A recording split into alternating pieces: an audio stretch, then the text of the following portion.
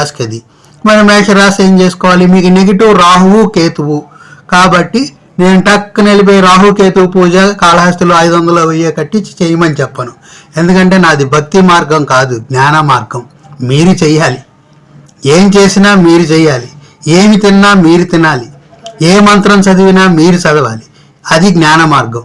భక్తి మార్గం వెళ్ళిపోయి కుటుంబ సభ్యులంతా 10,000 ఖర్చు పెట్టుకొని అక్కడికి వెళ్ళి మొత్తం పూజలు చేయవాకండి. అవన్నీ ఏమీ లేదు, ఉపయోగం ఏమి ఉండదు.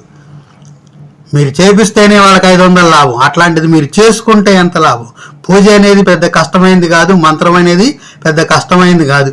మనకు వాక్కు సింపుల్. బీజ మంత్రం రాహు మంత్రం, కేతు మంత్రం. రాహువుకి పరిహారం ఏంటి? బీజ మంత్రం ఓం దుం దుర్గాదేవిం నమః, ఓం దుం దుర్గాదేవిం నమః, ఓం దుం దుర్గాదేవిం నమః. అది చదువుకుంటామే. కేతువుకేంటి? ఓం లం